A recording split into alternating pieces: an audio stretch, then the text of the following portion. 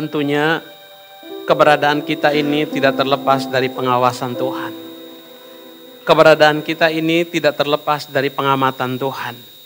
Saudaraku yang kekasih, oleh sebab itu biarlah apa yang kita alami, entah itu baik, entah itu buruk, entah itu sakit, entah itu senang, entah itu susah, kita tetap dan terus bersyukur kepada Tuhan kita. Katakan amin.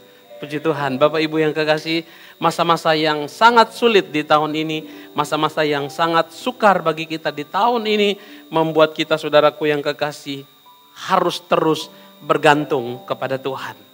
Oleh sebab itu saya akan membawa kita dalam pembacaan firman Tuhan dalam Markus pasal 2. Markus pasal 2 ayat 1 sampai ayat 12. Bangkitlah, angkatlah tempat tidurmu.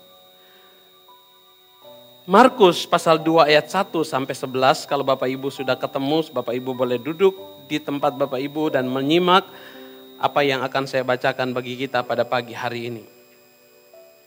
Markus pasal 2 ayat 1 sampai ayat 12. Orang lumpuh disembuhkan. Kemudian sesudah lewat beberapa hari, waktu Yesus datang lagi ke Kapernaum, tersiarlah kabar bahwa ia ada di rumah. Maka datanglah orang-orang berkerumun sehingga tidak ada lagi tempat, bahkan di muka pintu pun tidak. Sementara ia memberitakan firman kepada mereka. Ada orang-orang datang membawa kepadanya seorang lumpuh digotong oleh 4 orang. Tetapi mereka tidak dapat membawanya kepadanya karena orang banyak itu. Lalu mereka membuka atap yang di atasnya. Sesudah terbuka mereka menurunkan tilam tempat orang lumpuh itu terbaring. Ketika Yesus melihat iman mereka, berkatalah ia kepada orang lumpuh itu, "Hai anakku, dosamu sudah diampuni." Tetapi di situ ada juga duduk beberapa ahli Taurat. Mereka berpikir dalam hatinya, mengapa orang ini berkata begitu, menghujat Allah? Siapa yang dapat mengampuni dosa selain daripada Allah sendiri? Tapi Yesus segera mengetahui dalam hatinya bahwa mereka berpikir demikian. Lalu ia berkata kepada mereka, "Mengapa kamu berpikir begitu dalam hatimu? Manakah lebih mudah mengatakan kepada orang lumpuh ini, dosamu sudah diampuni, atau mengatakan, bangunlah, angkatlah tilammu dan berjalanlah? Tetapi supaya kamu tahu bahwa di dunia ini anak manusia berkuasa mengampuni dosa." Berkatalah ia kepada orang lumpuh itu, "Kepadamu kukatakan, bangunlah, angkatlah tempat tidurmu dan pulanglah ke rumahmu." Dan orang itu pun bangun, segera mengangkat tempat tidurnya dan pergi keluar di hadapan orang-orang itu, sehingga mereka semua takjub lalu memuliakan Allah, katanya, "Yang begini belum pernah kita lihat." Puji Tuhan. Bapak Ibu yang kekasih, kalau saya melihat pembacaan yang pertama, saudaraku yang kekasih, dari Markus pasal 2, kemudian sesudah lewat beberapa hari Yesus datang lagi ke Kapernaum, tersiarlah kabar bahwa ia ada di rumah. Bapak Ibu yang kekasih dalam nama Tuhan Yesus Kristus, hari-hari ini, apakah Yesus ada di dalam rumahnya? Hari-hari ini saudaraku yang kekasih, apakah orang masih mencari Tuhan di dalam rumahnya? Saudaraku yang kekasih, tahun ini saudaraku yang kekasih, tahun yang saya katakan di awal tadi bahwa tahun yang sangat menyedihkan, tahun yang sangat membuat orang hidup dalam ketakutan, tahun yang sepertinya tidak enak, yang harus mau atau tidak mau, suka atau tidak suka, kita harus lewati itu bersama-sama. Seperti dalam khotbah online saya ketika PSBB mulai berlaku, saudaraku yang kekasih, dan kita dianjurkan untuk ada di dalam rumah, dan kita dibatasi nggak tahu sampai kapan kita harus berada di rumah. Saudaraku yang kekasih, dan situ saudaraku yang kekasih, banyak orang mulai sedih. Bayangkan saudaraku yang kekasih, mobil mewah itu serasa tidak berguna pada waktu itu. Pakaian-pakaian yang mewah, yang mahal, itu tidak berguna, sudah tersusun rapi di dalam lemari. Parfum-parfum yang mahal, saudaraku yang kekasih, tidak semua barang-barang branded itu sudah tidak ada lagi manfaatnya. Bahkan rumah kediaman Tuhan pun menjadi sunyi dan sepi. Sehingga orang mulai hidup dalam ketakutan. Tapi saudaraku yang kekasih, kemudian sesudah lewat beberapa hari, beberapa waktu, Yesus datang lagi ke dalam rumahnya. Yesus hadir lagi, Yesus ada di dalam rumah. Dan ketika Yesus ada di dalam rumah, maka datanglah orang-orang berkerumun. Saudaraku yang kekasih, bahkan saudaraku yang kekasih, di situ dikatakan di muka pintu pun tidak, sementara ia memberitakan firman kepada mereka. Saudaraku yang kekasih, di hari-hari ini saudaraku yang kekasih, yang harus kita cari, yang harus kita ketemu, yaitu Yesus di dalam rumahnya. Katakan amin. Kalau kita datang ke satu rumah saudaraku yang kekasih, saya bertamu ke rumah, misalnya saya bertamu ke rumah Ibu Yuni, atau rumah Pak Alu, atau rumah Ibu Lili, atau rumah Ibu Tina. Saya datang bertamu ke rumah mereka dan saya tidak berjumpa dengan mereka. Rasanya kayak apa, saudaraku yang kasih? Padahal saya udah buat janji, saya akan datang jam 5 misalnya. Terus ketika saya datang, mereka lagi nggak ada. Rasanya seperti apa ketika kita datang dan tuan rumah nggak ada? Tapi akan rasa berbeda ketika kita datang ke dalam rumah, ke satu rumah, dan di dalam rumah itu orang yang memiliki rumah itu ada. Ada kebahagiaan tersendiri, apalagi penerimaan terhadap kita. Oleh sebab itu Bapak Ibu yang kekasih, kemudian setelah lewat beberapa waktu, keadaan ini akan lewat, masa ini akan lewat. Kalau zaman dulu, zaman perjanjian lama, ada satu penyakit yang cukup menakutkan, yang tidak ada obatnya pada zaman dulu, yaitu penyakit kusta. Dan setiap orang yang kedapatan berpenyakit kusta harus diasingkan, harus dikarantina sampai beberapa masa. Sampai masa di mana orang itu dinyatakan sembuh. Ketika dia kedapatan berpenyakit kusta, karena waktu itu mungkin belum ada dokter dan lain sebagainya, dia harus datang kepada imam, kepada hamba Tuhan. Dan hamba Tuhan memeriksa keadaannya. Kalau dia kedapatan berpenyakit kusta, dia harus disingkirkan di tempat pengasingan. Sama seperti keadaan ini. Ketika orang kedapatan positif, maka orang itu harus dikarantina. Dan masa penyakit kusta itu lewat. Dan Bapak Ibu yang kekasih, masa ini pun akan lewat. Kemudian sesudah itu lewat beberapa hari, waktunya kita nggak tahu. Tapi masa ini akan lewat. Tetapi yang paling penting saudaraku yang kekasih, datanglah orang berkerumun. Sehingga tidak ada lagi tempat, di muka pintu pun tidak, sementara ia memberitakan firman kepadanya. Saudaraku yang kekasih, hari-hari ini, saudaraku yang kekasih, orang akan mencari tempat di mana Yesus ada. Katakan amin. Yesus ada di mana? Di dalam rumahnya. Yesus menanti saudaraku yang kekasih. Dan setelah lewat ini saudaraku yang kekasih, saya percaya gereja akan semakin penuh. Katakan amin. Masa ini akan membuat orang untuk mencari siapa sesungguhnya pemegang otoritas, siapa sesungguhnya pemegang kendali atas dunia ini. Sehingga saudaraku yang kekasih, orang pada akhirnya setelah lewat beberapa waktu, orang akan berbondong-bondong, berkerumun. Saudaraku yang kekasih, walaupun saudaraku yang kekasih, dalam kerumunan itu saudaraku yang kekasih, kita akan melihat ada beberapa tipe orang yang ditulis di dalam Markus pasal 2. Kita lihat tipe orang yang pertama. Kita ada di tipe yang mana? Saudaraku yang kekasih, ayat yang ketiga. Ada orang yang datang membawa kepadanya seorang lumpuh digotong oleh 4 orang. Orang lumpuh digotong oleh 4 orang. Kita lihat yang pertama. Orang lumpuh. Figur orang lumpuh saudaraku yang kekasih. Kalau dia digotong oleh 4 orang saudaraku yang kekasih. Bayangkan kalau saudara satu saat ya dijauhkan Tuhan. Kalau saudara ada dalam kondisi seperti itu. Ya udahlah, bukan kita. Siapa misalnya. Yang satu saat tiba-tiba lumpuh. Digotong oleh 4 orang dibawa ke gereja. Menurut saudara, orang lumpuh ini orang baik atau orang jahat? Kalau dia digotong sama 4 orang, saya percaya orang lumpuh ini orang baik. Katakan amin. Karena kebaikan hatinya, maka ada orang yang mau menggotongnya. Tidak diceritakan 4 orang ini siapa. 4 orang ini anaknya, saudaranya, temannya, tetangganya atau apa. Yang pasti bahwa 4 orang ini saudaraku yang kekasih menggotong seorang lumpuh.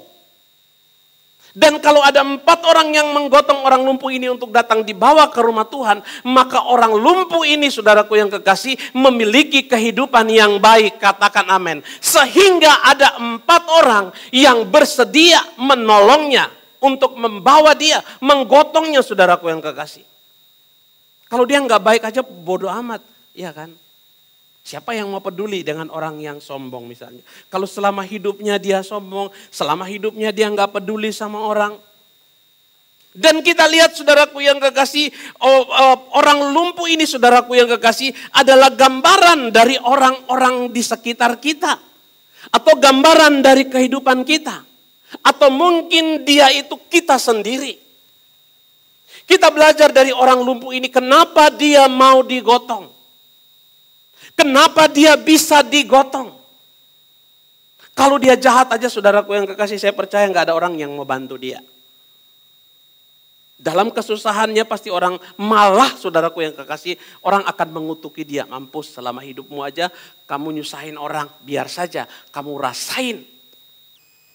Tapi saya percaya kalau orang lumpuh ini digotong oleh 4 orang, maka orang lumpuh ini memiliki kehidupan yang cukup baik. Dia nggak sombong, mungkin seperti itu. Itu penafsiran saya. Saudaraku yang kekasih, oleh sebab itu saudaraku yang kekasih, kita lihat saudaraku yang kekasih, orang lumpuh ini adalah gambaran kehidupan kita. Mungkin kita tidak lumpuh secara jasmani, tapi mungkin kita lumpuh secara rohani. Kita butuh orang lain, katakan amin. Karena kita butuh orang lain, maka kita harus berbaik hati kepada orang lain, katakan amin. Di saat orang lain berbuat jahat, kita harus terus berbuat baik. Karena orang yang berbuat baik akan menuai hasil yang baik. Orang yang berbuat jahat akan menuai hasil yang jahat. Karena kita lihat bahwa hidup ini saudaraku yang kekasih hanya singkat. Apalagi dalam musim-musim seperti ini saudaraku yang kekasih. Yang namanya orang mati itu saudaraku yang kekasih. Bukan seperti dulu lagi. Kedengaran sini, kedengaran sana. Ketika kita buka Facebook aja saudaraku yang kekasih. Sekitar 50% itu berita duka cita. Oleh sebab itu Bapak Ibu yang kekasih, mari yang pertama kita lihat, datanglah ke rumahmu. Jika engkau orang lumpuh, saudaraku yang kekasih, engkau butuh orang lain. Oleh sebab itu sebelum saudaraku yang kekasih mengalami hal-hal, sebelum kita ada dalam situasi yang buruk seperti ini, mari pelihara hidup kita. Jadikan hidup kita memilih menjadi orang yang baik, katakan amin. Orang baik aja kadang-kadang tidak ditolong, apalagi orang jahat. Figur orang lumpuh ini saya percaya selama dia sehat, selama dia baik, dia memiliki figur, dia memiliki karakter yang baik. Sehingga ada 4 orang yang mau bersedia menggotong tandunya. Saudara bayangkan 4 orang bersedia. Kita lihat lagi saudaraku yang kekasih. Siapa lagi karakter yang berikut. Tetapi saudaraku yang kekasih, seorang lumpuh digotong oleh 4 orang pengusung. Siapa 4 orang ini saudaraku yang kekasih? Dan bagaimana orang ini begitu peduli kepada mereka. Kepada orang lumpuh ini saudaraku yang kekasih. Kita lihat sekali lagi saudaraku yang kekasih. Kita garis bawahi ayat 3 bagian B. Seorang lumpuh digotong oleh 4 orang. Tetapi mereka tidak dapat membawanya kepadanya. Karena banyak orang itu. Lalu mereka membuka atap yang di atasnya sesudah terbuka, mereka menurunkan tilam tempat orang lumpuh itu terbaring. Mereka tidak saja menggotong orang lumpuh ini saudaraku yang kekasih. Tapi 4 orang pengusung ini memiliki kepedulian, katakan amin. Nah kepedulian ini saudaraku yang kekasih yang sudah hilang di hari-hari ini.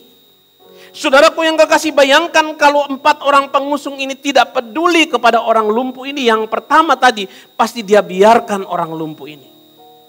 Ataupun kalaupun dia bawa, dia lihat orang banyak berkerumun, pasti dia putus asa. Udahlah.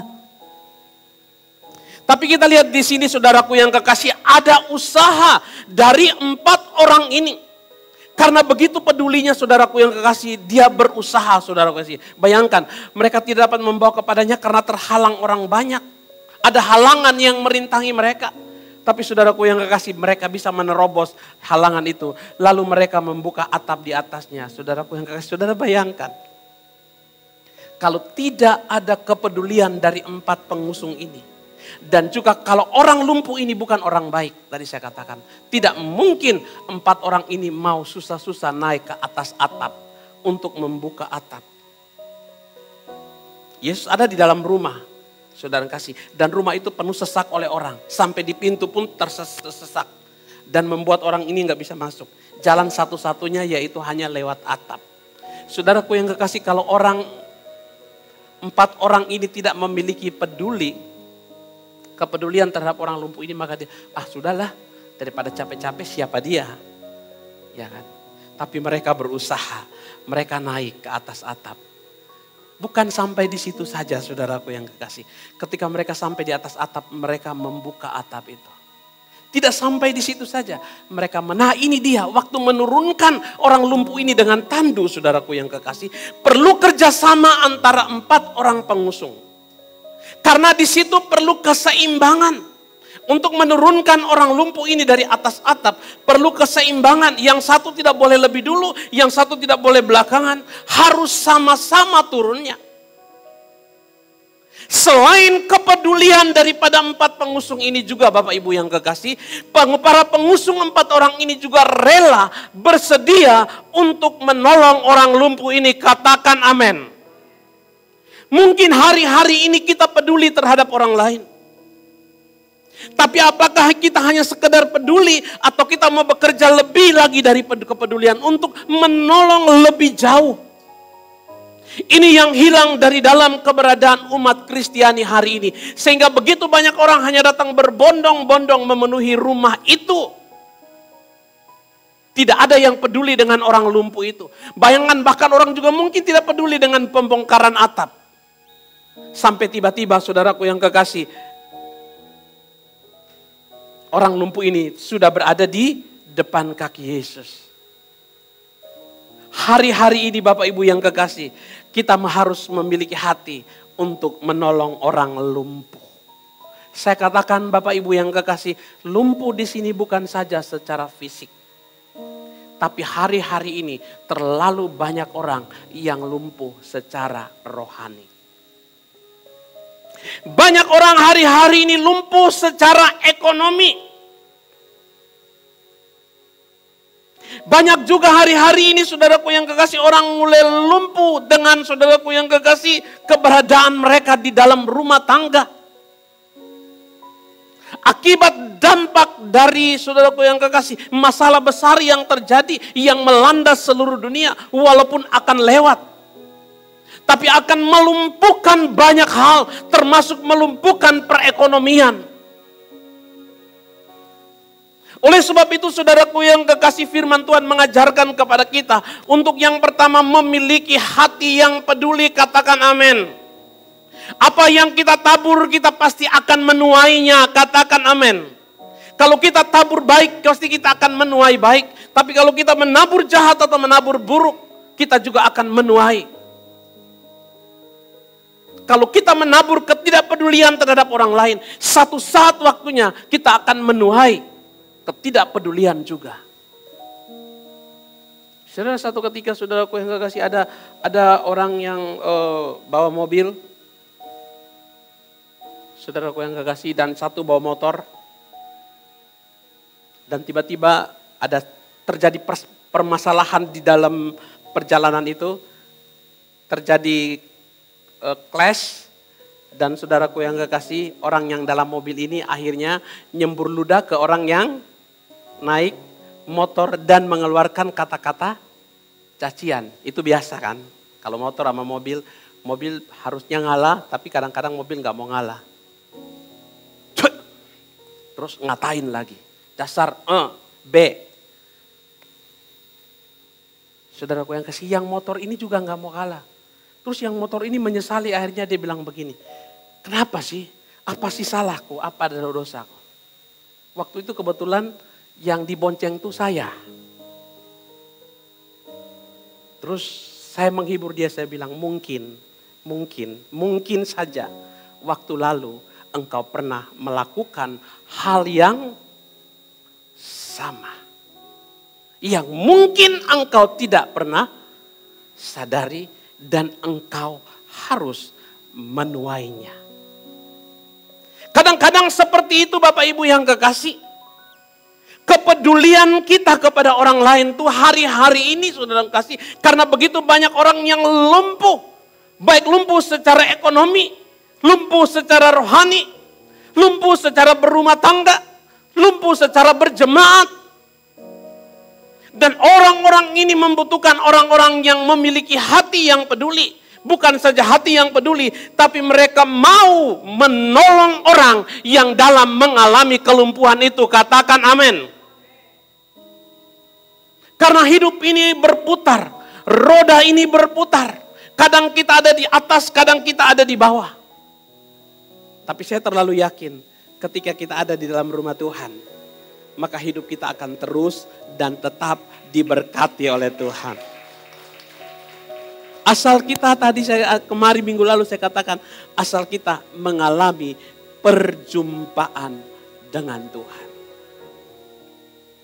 Ada saudaraku yang kekasih, ada satu waktu jemaatnya bertanya kepada saya, Om, kalau kita beribadah itu Yesus hadir enggak? Saya bilang hadir. Loh kan ada yang bilang kalau Yesus hadir dunia kiamat. Saya bilang orang yang ngomong seperti itu tidak pernah belajar teologia. Dia tidak mengakui keberadaan Yesus yang maha hadir. Yesus hadir di segala tempat. Karena dia maha hadir, maka dia bisa ada di surga, dia juga bisa ada di bumi. Katakan amin. Dan dia sementara memperhatikan keberadaan kita hari ini satu persatu. Bukan saja dia memperhatikan keberadaan kita, tapi dia memperhatikan sampai jauh di dalam hati kita. Bahkan kebutuhan kita, apa yang kita perlu, Tuhan sementara memperhatikannya. Dan dia akan menjawab semua keperluan dan kebutuhan kita menurut kekayaan dan kemuliaan yang dia miliki. Beri tepuk tangan buat Tuhan kita. Oleh sebab itu jangan mau dibimbangkan oleh kemahakuasaan Allah. Makanya saya bilang ini orang belajar teologi. Oh begitu ya Om. Iya. Tuhan itu maha hadir. Dan saya ketika nonton di YouTube, oh benar ya ada orang yang ngomong, kalau Tuhan datang dunia kiamat, orang ini ngomong apa sih? Makanya saudaraku yang kekasih, hati-hati nonton khotbah di luar sana. Khotbah-khotbah yang tidak disaring. Tidak semua khotbah itu salah saudaraku kasih. Tapi ada khotbah-khotbah yang akan menyesatkan kita. Kalau kita tidak memiliki pegangan yang kuat, kita tidak memiliki dasar iman yang kuat, kita tidak memiliki dasar kebenaran firman Tuhan yang kuat, maka iman kita akan tergoncang. Tapi saya percaya 4 orang ini saudaraku yang kekasih. Figur 4 orang ini adalah orang yang luar biasa. Mereka bukan saja memiliki kepedulian. Mereka bukan saja menolong orang yang lumpuh ini. Dengan berusaha sedemikian rupa. Dengan perjuangan, kalau kita baca aja kita saudaraku yang kekasih. Kita ya sekedar ya udahlah. Tapi coba kita masuk di dalam pengalaman 4 orang ini. Gotong satu orang lumpuh itu beratnya lebih berat dari orang yang tidak lumpuh. Menggotong orang lumpuh itu lebih berat daripada menggotong orang yang tidak lumpuh. Kalau orang yang tidak lumpuh itu dia masih membantu meringankan tubuhnya. Tapi kalau orang lumpuh itu dia tidak punya kekuatan apa-apa lagi. Berat badannya akan semakin. Dan saudaraku yang kasih 4 orang ini menggotong orang lumpuh ini dengan penuh perjuangan. Terus saudaraku yang kasih dia angkat ke atap. Berjuang gak saudara? Coba saudara ada di situasi ini. Setelah diangkat ke atas dia harus buka atap. Dia harus turunkan lagi.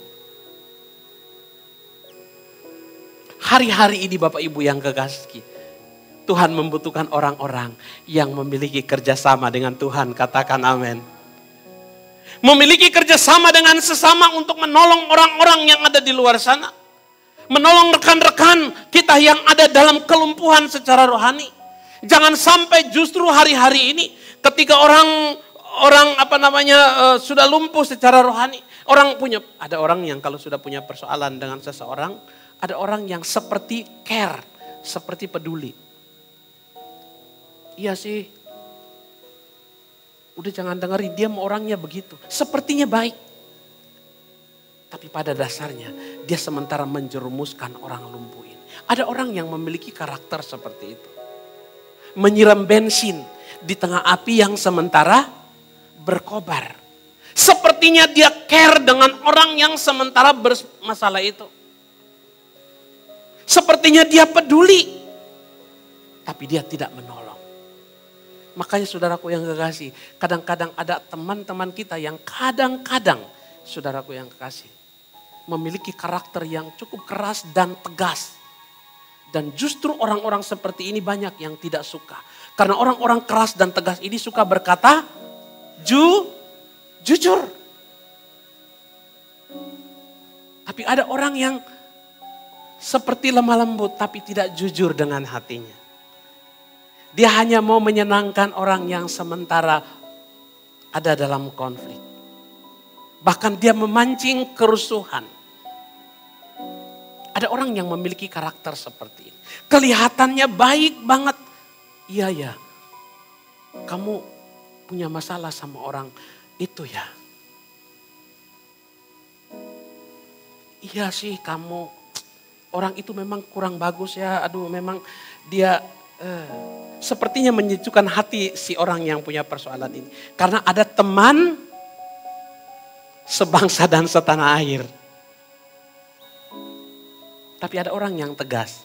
Ketika ada orang konflik, dia langsung bilang, emang kamu salah apa? Coba kamu koreksi diri kamu dulu sebelum kamu menyalahkan orang lain. Coba itu. Nah ini tidak disukai. Orang-orang ini disebut galak. Nah saudaraku yang kekasih, kita lihat saudaraku yang kekasih. Keempat orang ini saudaraku yang kekasih. Pasti mereka memiliki karakter yang berbeda-beda.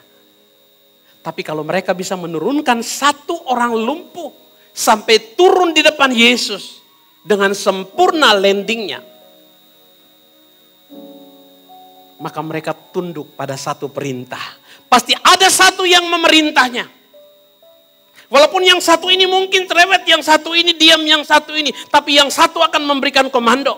Dan komando itu yang membuat mereka dapat melakukan semua tindakan itu dengan sempurna. Sehingga saudaraku yang kekasih, orang lumpuh ini saudaraku yang kekasih memiliki orang-orang yang care, orang-orang yang peduli, dan orang-orang yang mau menolong. Bukan saja itu saudaraku yang kekasih. Keempat orang ini memiliki iman bahwa di dalam Yesus ada kesembuhan. Katakan amin. Karena mereka percaya di dalam Yesus ada kesembuhan. Maka keempat orang ini berusaha sedemikian rupa. Dengan iman mereka. Mereka percaya jika orang lumpuh ini berjumpa dengan Yesus. Maka orang lumpuh ini akan mengalami kesembuhan. Kalau keempat orang ini tidak percaya bahwa Yesus sanggup melakukan mujizat, maka mereka gak berusaha. Tapi karena empat orang ini Bapak Ibu yang kekasih tahu bahwa di dalam Yesus ada kesembuhan, maka dengan iman yang sungguh mereka membawa orang ini untuk datang tepat berjumpa dengan Yesus. Adakah di antara kita yang memiliki hati yang peduli dan mau menolong dan memiliki iman untuk membawa orang-orang untuk datang berjumpa dengan Yesus? Ataukah kita sudah nyaman? Yang penting saya sudah selamat. Yang penting saya sudah ada di dalam Tuhan.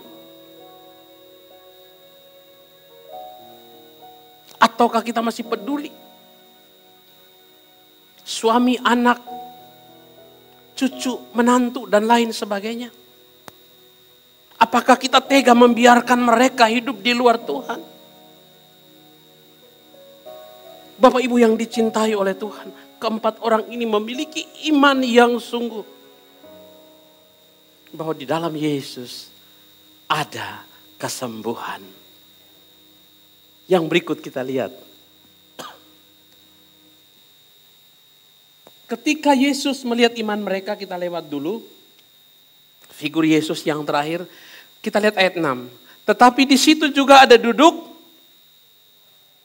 duduk beberapa ahli Taurat. Figur yang berikut. Ahli Taurat. Siapa ahli Taurat ini? Ahli Taurat ini adalah orang-orang yang paham paham betul tentang firman Tuhan. Tetapi di situ juga duduk beberapa ahli Taurat, mereka berpikir dalam hatinya, mengapa orang ini berkata begitu, menghujat Allah. Siapa dapat mengampuni dosa selain daripada Allah sendiri? Figur ahli Taurat. Ahli Taurat ini suka komplain.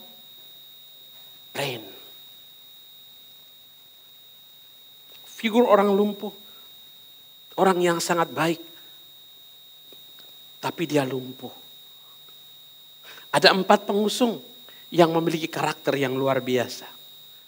Tapi jangan heran bahwa di dalam setiap perkumpulan juga ada ahli Taurat. Ada orang-orang yang sepertinya memahami firman Tuhan. Yang selalu mengcombine apa yang terjadi dengan firman Tuhan.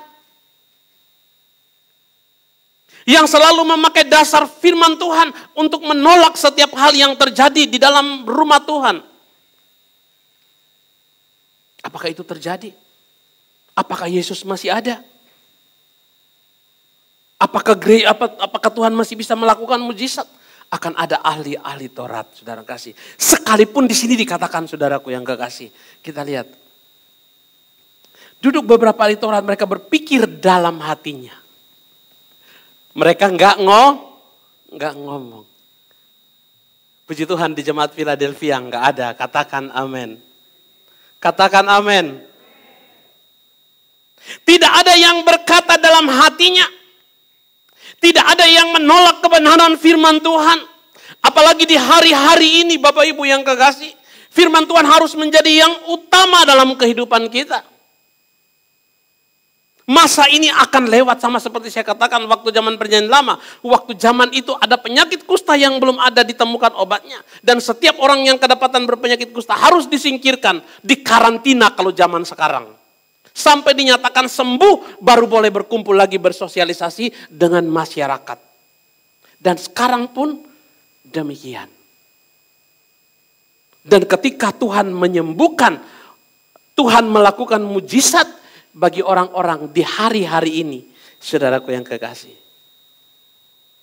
Kalau saudara dan saya sehat itu karena siapa? Karena Tuhan. Padahal di kiri kanan kita, saudaraku yang kekasih, ada orang yang terpapar karena dinyatakan positif. Tapi kita ditolong Tuhan. Kalau kita ditolong Tuhan, saudaraku yang kekasih, jangan lagi kita berkata di dalam hati kita, saudara yang kasih, mengapa orang ini berkata begitu? Ia menghujat Allah, siapa yang dapat mengampuni dosa selain daripada Allah?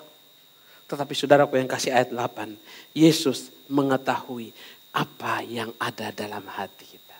Saya sejujurnya sebagai hamba Tuhan, sebagai gembala sidang, saya tidak tahu apa yang ada di dalam hati Bapak Ibu selama ini setelah Bapak Ibu mendengarkan firman Tuhan. Saya hanya bisa melihat perubahan, tapi saya nggak tahu apa yang ada di dalam hati. Tapi sesungguhnya Tuhan tahu apa yang ada dalam hati Bapak Ibu semua. Oleh sebab itu Bapak Ibu yang kekasih, mari kita kembali murnikan hati kita. Kita ada di posisi mana? Orang lumpuh, 4 pengusung, atau ahli Taurat? Yang melihat segala sesuatu dengan kacamata negatif. Ahli Taurat itu saudara ngasih melihat segala sesuatu itu dari kacamata negatif. Tidak ada orang yang benar menurut pandangan dia. Yang paling benar itu dirinya sendiri. Semua orang salah di matanya. Padahal saudaraku yang kekasih, kalau kita mau lihat, kita mau telusuri bahwa tidak ada orang yang sempurna. Kalau kita benar di bagian ini, belum tentu kita benar juga di bagian ini. Tapi ada orang saudaraku yang kekasih, makanya saudaraku yang kekasih, ada cermin dipecah, buruk rupa cermin dibelah atau apa. Kadang-kadang kita bisa melihat keberadaan orang lain. Tapi kita tidak bisa melihat, mengukur keberadaan diri kita sendiri. Sulit bagi kita untuk melihat diri kita. Dibandingkan kita melihat keberadaan orang lain. Ini orang ahli Taurat. Karena dia merasa dia udah tahu firman. Dia merasa bahwa dia sudah ada di dalam gereja. Dia merasa bahwa dia sudah ada menjadi anak Tuhan. Dia merasa bahwa dia hamba Tuhan. Dia merasa bahwa dia pendeta. Dia merasa bahwa dia pemain musik. Dia merasa bahwa dia singers. Maka dia rasa surga itu miliknya. Dan ketika ada orang lain yang melakukan pelanggaran, melakukan dosa, maka orang itu bersalah dan harus dihukum mati. Harus masuk neraka. Maka saudaraku yang kekasih, dalam komitmen saya begitu peduli dengan orang-orang lumpuh. Bukan lumpuh secara fisik ya saudaraku yang kekasih. Lumpuh secara rohani. Yang memiliki masalah-masalah. Saya begitu care dengan orang-orang yang begitu memiliki persoalan. Yang lumpuh. Apapun yang saya bisa dapat lakukan, mungkin saya nggak bisa memberikan uang, memberikan materi kepada orang tersebut. Tapi minimal saya memberikan jalan keluar terhadap orang-orang lumpuh itu. Tidak ada manusia yang sempurna. Kita dari orang yang rusak. Kita semua ini orang yang rusak. Yang sementara dibentuk Allah menjadi bejana yang indah. Oleh sebab itu kalau ada orang-orang yang lumpuh, orang-orang yang kelihatannya rusak, orang-orang yang sudah sepertinya tidak ada lagi pertolongan. Mereka butuh pertolongan kita, katakan amin. Minimal kalau Anda tidak bisa melakukan apa saja, Anda bisa mendengar keluh kesah mereka. Kalaupun Anda tidak bisa mendengar keluh kesah mereka, jangan pernah menyakiti mereka, katakan amin. Bapak Ibu yang kekasih dalam nama Tuhan Yesus Kristus. Banyak ahli Taurat di akhir zaman ini. Dan itu bukan kita, katakan amin. Itu bukan kita, katakan amin. Apapun yang mau terjadi di dalam rumah Tuhan, apapun yang mau terjadi dengan saya, tetap saya berkata Tuhan Yesus baik, katakan amin. Dan saya harus rela melakukan apa saja yang Tuhan mau di dalam kehidupan kita. Saudaraku yang kekasih, ada hal-hal indah yang Tuhan kerjakan. Saya sangat bersyukur, berterima kasih kepada Tuhan. Bahwa jemaat Philadelphia, saudaraku yang kekasih. Kalau saya lihat perkembangan 1 tahun ini, saudaraku yang kekasih. Dari setiap pemasukan dan pengeluaran yang ada. Maka jemaat Philadelphia hidup diberkati oleh Tuhan Yesus. Katakan amin. Justru di masa pandemi ini jemaat Philadelphia diberkati oleh Tuhan. Katakan amin. Saya senang, saya bersyukur, saya selalu berterima kasih kepada Tuhan ketika saya melihat perkembangan yang terjadi di tengah-tengah jemaat. Bukan turun, malah naik. Kenapa saudaraku yang kekasih? Karena mungkin kita adalah para pengusung orang lumpuh itu. Kita terus bekerja di masa kesusahan. Bukan saja bekerja untuk kepentingan jasmani, tapi kita juga bekerja untuk pelayanan pekerjaan Tuhan. Katakan amin. Kita terus ada dalam pelayanan pekerjaan Tuhan. Kita terus menolong orang-orang yang lumpuh. Kita terus membantu orang-orang yang susah. Kita terus peduli terhadap orang-orang yang membutuhkan pertolongan dengan tanpa pamrih. Kita menolong mereka sekalipun saudaraku yang kasih ada harga, ada korban yang harus kita bayar. Ada ayat yang menulis saudaraku yang kekasih bahwa Allah tidak pernah berhutang.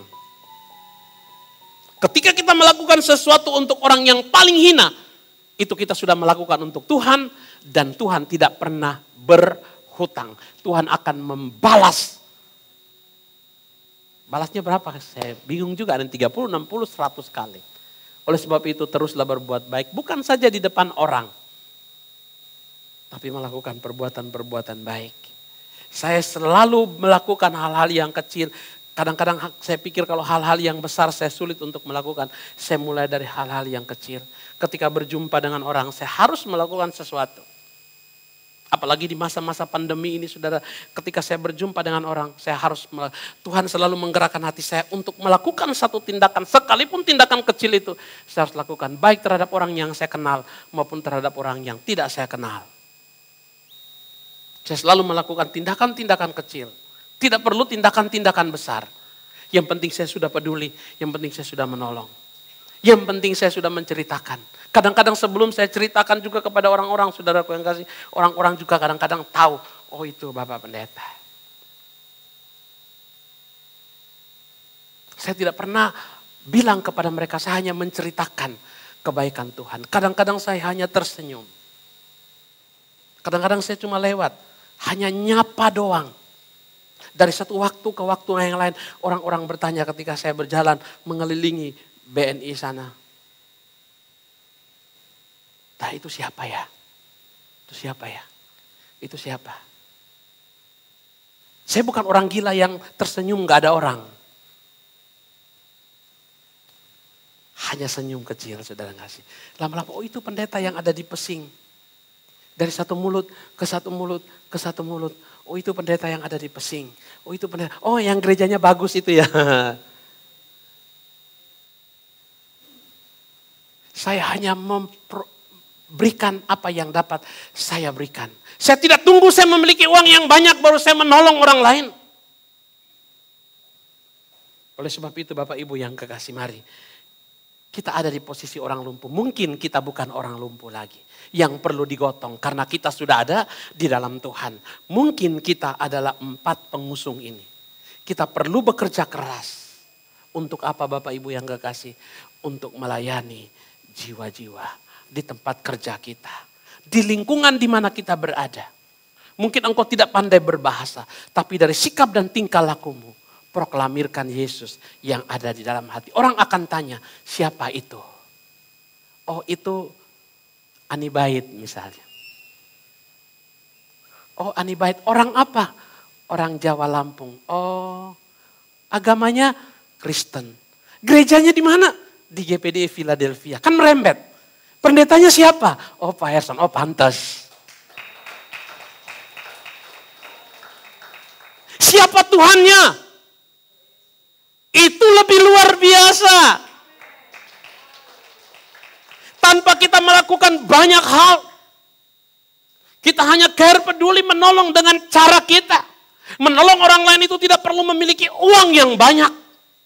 Menolong orang lain itu, saudaraku yang kasih peduli dengan orang lain itu, dengan apa yang ada pada kita. Kita maksimalkan itu, saudaraku yang kekasih.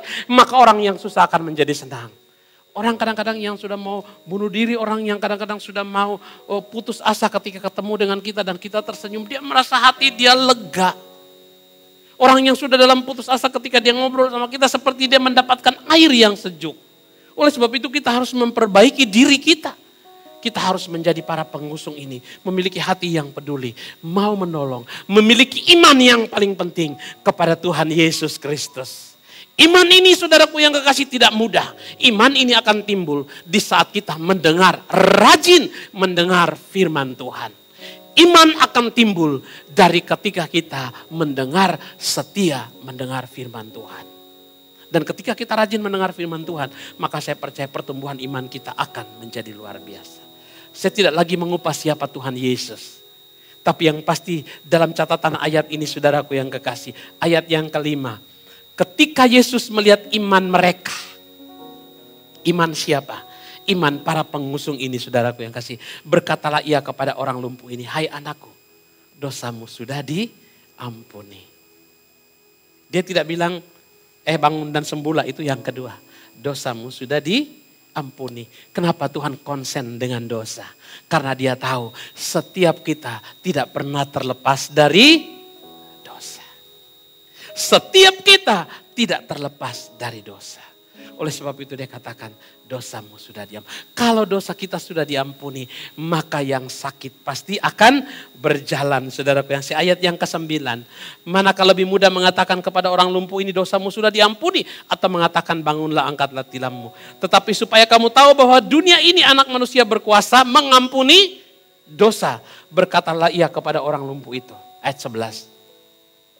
Kepadamu kukatakan, bangunlah, angkatlah tempat tidurmu dan kemana?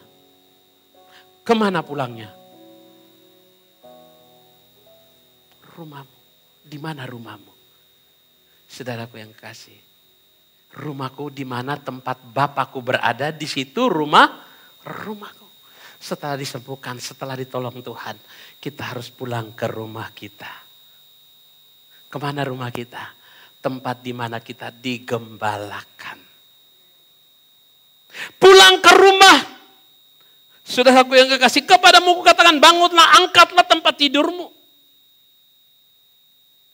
Kenapa orang lumpuh ini, saudaraku yang kalau kita lihat sebelumnya, dia menggotong tempat tidurnya, dia tidak bisa bergerak, yang menggotong tempat tidurnya orang lain. Tapi ketika dia mengalami perjumpaan dengan Tuhan, dia bisa mengangkat tempat tidurnya. Kenapa? Karena dia sudah dijamah, dia sudah disembuhkan oleh Tuhan ketika dia berjumpa dengan Tuhan. Dan dia ini mengalami perjumpaan dengan Tuhan bukan karena dia sendiri, tapi dia membutuhkan orang lain. Ada 4 orang pengusung yang menolong dia untuk dia berjumpa dengan Tuhan. Bapak Ibu yang dicintai oleh Tuhan, kita yang sudah ada di hadapan Tuhan, kita yang sudah berjumpa dengan Tuhan, orang lumpuh aja bisa sembuh, apalagi kita yang sudah ada di dalam hadirat Tuhan. Oleh sebab itu kita jangan seperti ahli Taurat. Saudaraku yang kekasih, ayat 12. Dan orang itu pun bangun segera, mengangkat tempat tidurnya, dan pergi keluar di hadapan orang-orang itu. Sehingga mereka semua takjub. Lalu apa saudaraku yang kekasih? Lalu apa Bapak Ibu yang kekasih? Memuliakan Allah. Katanya yang begini belum pernah terjadi. Bangun mengangkat tilam. Kan kemana dia saudaraku yang kasih? Keluar. Untuk apa dia keluar? Untuk menyatakan mujizat Allah terjadi dalam hidupnya. Keluar dan katakan kepada orang-orang yang ada di sana. Bahwa Tuhan saya adalah Tuhan yang mau menolong. Tuhan saya adalah Tuhan yang sanggup melakukan mujizat. Sehingga apa saudaraku yang kekasih? Orang di luar sana takjub dan melihat kemuliaan Allah turun atas hidup orang percaya. Ini yang sudah hilang dari dalam kehidupan orang percaya. Orang percaya waktu keluar dari pintu gereja, kemuliaan Allah sepertinya sirna. Di dalam gereja saudaraku yang kekasih, setelah menerima mujizat, setelah menerima pertolongan Tuhan, hidup dekat dengan Tuhan, di dalam gereja malaikat pun kalah. Tapi ketika dia keluar, setan pun angkat kaki dan tangan. Di gereja dia memuliakan Allah. Di luar ketika dia keluar dari gereja. Ketika dia keluar. Dari mulutnya keluar kebun singkong.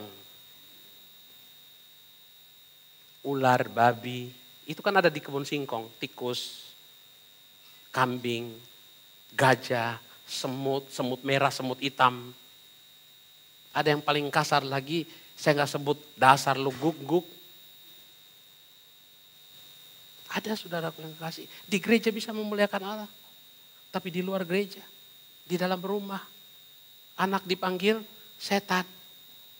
Hei setan. Apalagi kalau anaknya hitam ke saya. Hei setan hitam.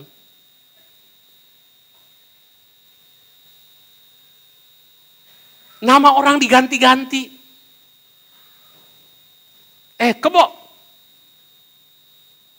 Padahal anak yang dia lahirkan.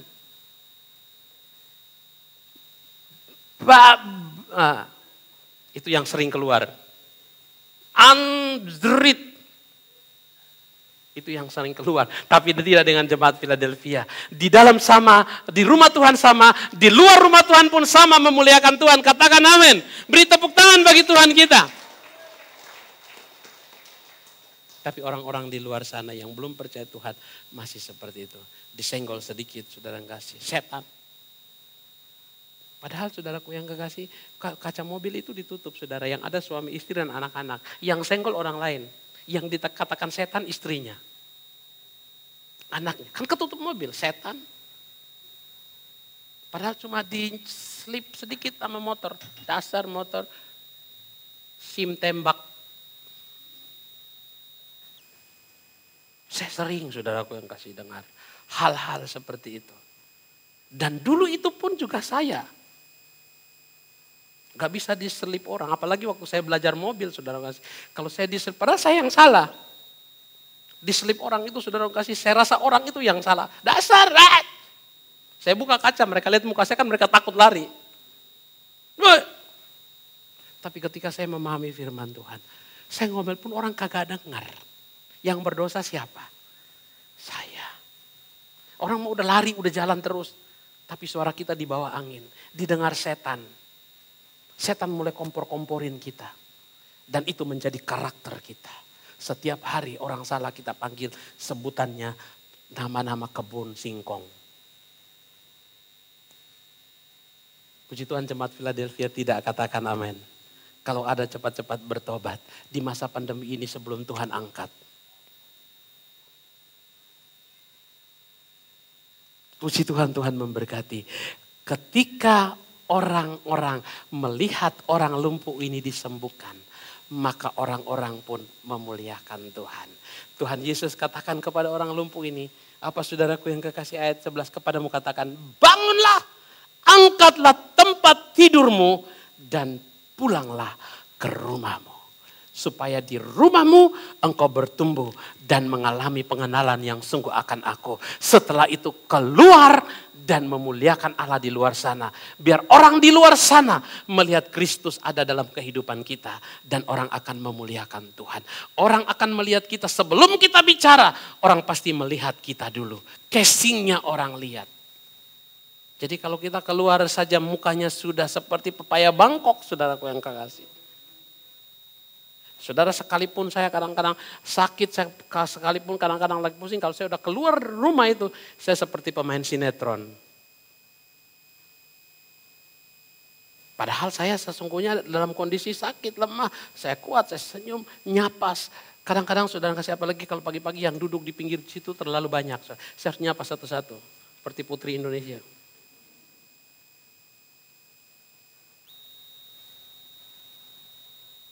Itu yang dapat saya berikan kepada mereka. Oleh sebab itu Bapak, orang akan memuliakan Tuhan.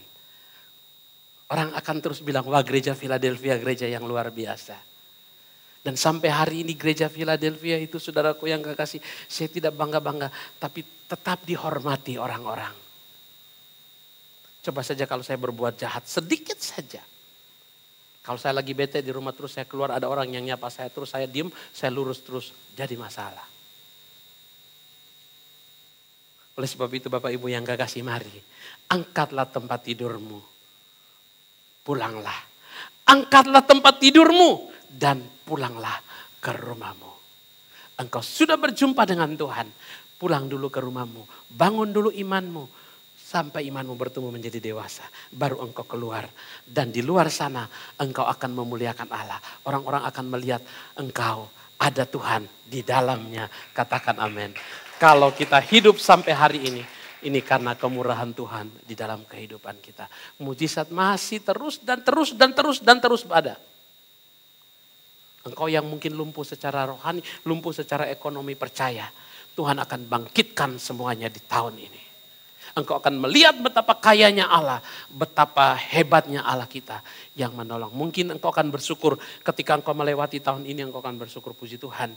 Selama tahun 2020 begitu sukar kalau kita kalkulasi saja.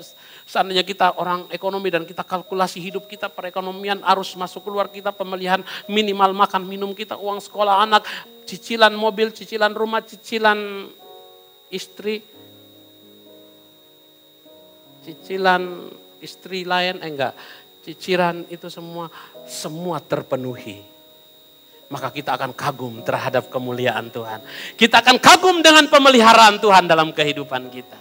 Kalau mungkin sekarang kita masih pusing. Karena apa yang kita pikir terlalu tinggi. Oleh sebab itu Bapak Ibu yang kekasih, jumpa Tuhan. Maka Tuhan akan bilang, angkat tempat tidurmu, pulanglah.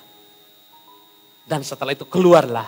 Orang akan memuliakan Tuhan melihat keberadaanmu. Tuhan Yesus memberkati kita semua.